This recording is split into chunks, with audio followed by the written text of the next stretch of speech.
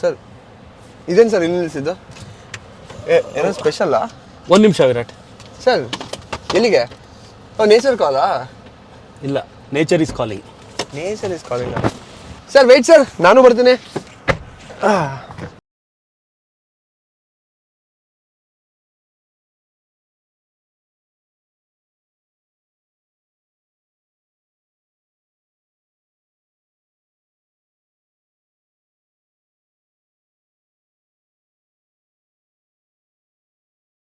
ಇದೇನು ಸರ್ ದುಡ್ಡಿಂಗ್ ಎಷ್ಟಿದೆ? Anything special?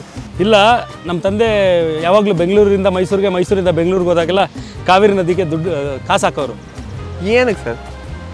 ನಮ್ಮ ಅಪ್ಪನ ನಂಬಿಕೆ, ಹರಿಯೋ ನದಿಗೆ ಕಾಸು ಹಾಕಿದ್ರೆ ನಮಗೂ ದುಡ್ಡು ಹರ್ಕೊಬರುತ್ತೆ ಅಂತ. ಸೊ ಅದನ್ನೇ ನಾನು ಮತ್ತು ದರ್ಶನ್ ಫಾಲೋ ಮಾಡ್ತಾ ಇರ್ತೀವಿ. ನೀವು ದರ್ಶನ್ ಸರ್ ಫಾಲೋ ಮಾಡ್ತಿದ್ರಾ? ಹೌದು. ಒಂದು ನಿಮಿಷ ಸರ್. ಸರ್ ಇಷ್ಟೊಂದು ಕಾಸು? ಹಾಂ ಸರ್, ನೀವೇ ತಾನೇ ಹೇಳಿದ್ದು ಹರಿಯೋ ನದಿಗೆ ಕಾಸು ಹಾಕಿದ್ರೆ ಕಾಸು ಹರ್ಕೊಂಬರುತ್ತೆ ಅಂತ. ಬನ್ನಿ ಸರ್, ಹೆಂಗಿದ್ರು ನಮ್ಮ ರಾಯಲ್ ಸಿನಿಮಾ ರಿಲೀಸ್ ರೆಡಿದೆ. ಇಬ್ರು ಸೇರಿ ಪ್ರತಿ ಥಿಯೇಟ್ರಲ್ಲೂ ನಮಗೆ ಕಾಸು ಇದೇ ಥರ ಹರ್ಕೊಂಬರಲಿ ಅಂತ ದುಡ್ಡು ಹಾಕೋಣ. Super Virat, extraordinary.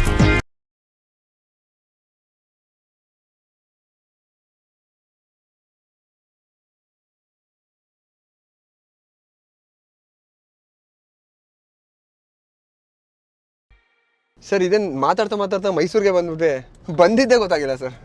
ಸೊ ಇವಾಗ ಮೈಸೂರಿಯನ್ಸ್ ಆಗಿ ಮೈಸೂರಿಗೆ ಬಂದಮೇಲೆ ಫಸ್ಟ್ ಕೆಲಸ ಏನು ಮಾಡ್ಬೇಕು ಹೇಳಿ? ಎಕ್ಸಾಕ್ಟ್ಲಿ.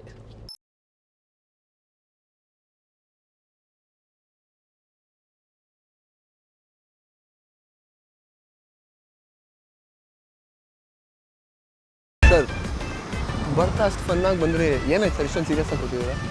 ಮೈಸೂರವ್ರಿಗೆಲ್ಲರಿಗೂ ಒಂದು ಎಮೋಷನಲ್ ಕನೆಕ್ಷನ್ನು ವಿರಾಟ್. ಇಲ್ಲಿ ತಾಯಿ ಚಾಮುಂಡೇಶ್ವರಿ ಜೊತೆಲಿ ಏನೇ ಕಷ್ಟ ಬಂದರೂ ಇಲ್ಲಿ ಬಂದರೆ ಅದೊಂದು ಇದರಿಂದ ನಮ್ಮನ್ನೆಲ್ಲ ಪಾರ್ ಮಾಡ್ತಾಳೆ ಅನ್ನೋ ಒಂದು ಕಾನ್ಫಿಡೆನ್ಸ್ ಬರುತ್ತೆ ಈ ಜಾಗಕ್ಕೆ ಬಂದಾಗೆಲ್ಲ.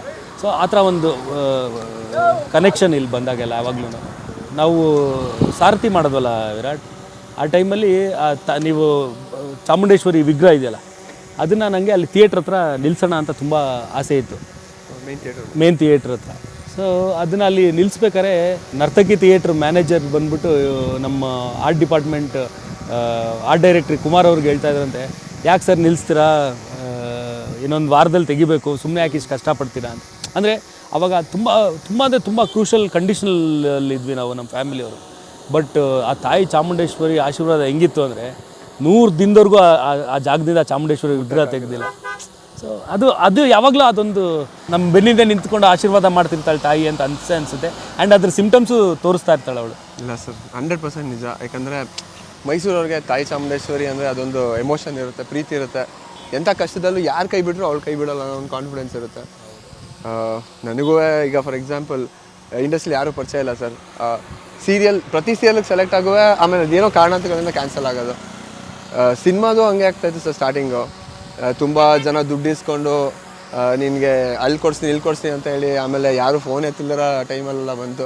ಒಂದಿನ ಬೆಂಗಳೂರು ಬಿಡಬೇಕಾಗಿರೋ ಪರಿಸ್ಥಿತಿಲಿ ನಾನು ತೆಗೆದಿದ್ದು ಕೊನೆ 90 ರೂಪಾಯಲ್ಲಿ ಮೈಸೂರಿಗೆ ಡೈರೆಕ್ಟ್ ಚಾಮುಂಡಿ ಬೆಟ್ಟಕ್ಕೆ ಬಂದು ಅಮ್ಮನ ಹತ್ರ ಕೇಳ್ಕೊಂಡೆ ಅಷ್ಟೇ, ಅಮ್ಮ ನಂಗೆ ನಿಜ ಯಾರೂ ಇಲ್ಲ, ನೀನೇ ಕೈ ಹಿಡಿಬೇಕು ಅಂತ. ನಿಜ ಚಾಮುಂಡಿ ಬೆಟ್ಟದಿಂದ ನಾನು ವಾಪಸ್ ಬ್ಯಾಂಗ್ಳೂರಿಗೆ ಹೋಗೋಷ್ಟಲ್ಲೇ ನನಗೆ ಒಂದು ಪ್ರಾಜೆಕ್ಟ್ ಕಾಲ್ ಬಂದಿತ್ತು ಸರ್. ಸೊ ನನಗೆ ಯಾರಿಲ್ಲ ಅಂದರೂ ತಾಯಿ ಇರ್ತಾರೆ. ನಿಮಗೆ ಮಾತ್ರ ಅಲ್ಲ, ಇಡೀ ಮೈಸೂರಿಯನ್ಸ್ಗೆ ಯಾರು ಇಲ್ಲದೆ ಹೋದರೂ ಈ ತಾಯಿ ಚಾಮುಂಡೇಶ್ವರಿ ಇದ್ದೇ ಇರ್ತಾರೆ.